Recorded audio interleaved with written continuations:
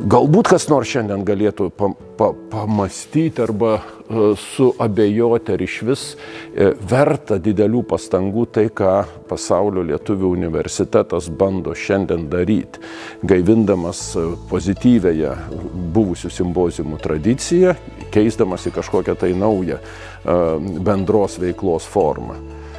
Kodėl aš tą sakau? Todėl, kad viena vertus ir pandemijos, ir karai, ir nauji iššūkiai per paskutinius kelis metus aiškiai rodė, kad neva viskas yra atvira, neva viskas yra online, neva viskas yra socialinių tinklų pagalba, atvira, vienuma yra palaikoma. Bet čia regis taip pat yra akademinė įžvalga, kad tikram, autentiškam bendravimui, susipažinimui, veidas į veidą, diskutavimui šitos sąlygos kaip tik buvo neišpasakytai destruktyvios. Persikėlė į tinklus, į nuotolius, mes iš tikrųjų dar labiau padidinom nuotolius tarp mūsų akademinių žmonių, tarp tų, kurie yra proto nešėjai, tarp tų, kurie yra pajėgus kelti didžiasias idėjas, pajėgus telkti žmonės diskutavimui, ginčui, skirtingumams ir taip toliau.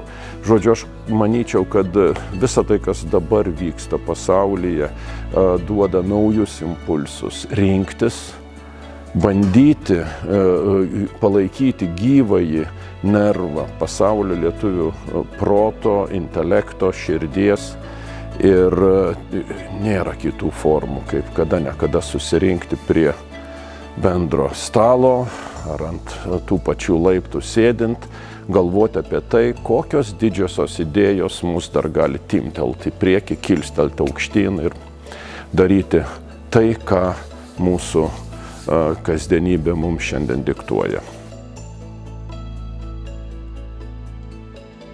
Be abejonės, kad jeigu tikrovė, iššūkiai, karai, marai ir taip toliau mūsų gyvenimus, bent kiek kilnesnius bendrus gyvenimus paliečia, tai pirmoje eilėje tame sąraše nuolat nutiks šitas laisvės susitikimas ar iššūkis. Man yra visiškai neabejotina, kad šitokioje būsenoje laisvės, lemties ir lietuvių santykio su laisve klausimynas yra pats svarbiausias.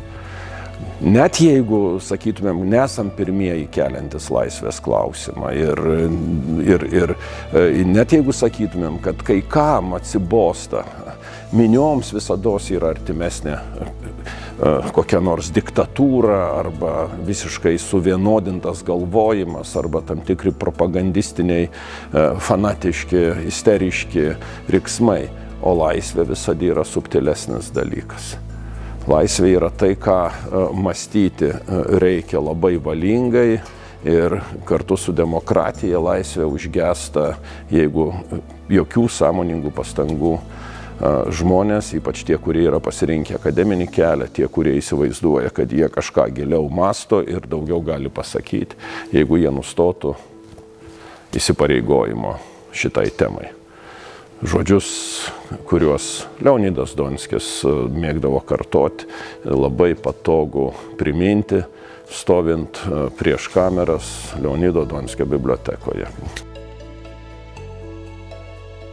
Be abejonės paskutinėje vietoje tikriausiai, nes čia nuo mano asmeninio skepticizmo priklauso, kodėl paskutinėje vietoje būtų universiteto, Lietuvos universiteto 100-mečio aplinkybės. Aš manau, kad paskutiniai vietoje dėl tokio akademiškai skeptiško požiūrio į visokias asmeninės šventes ir visokius jubiliejus. Vytautas Kavolis, vienas iš mano didžiųjų autoritetų mąstytojų, mėgdavo sakyti, ypač apie universitetus kalbėdamas, kad bet kokios perdėtos savųjų jubiliejų šventės išduoda tik tai akademinės kultūros paralyžių.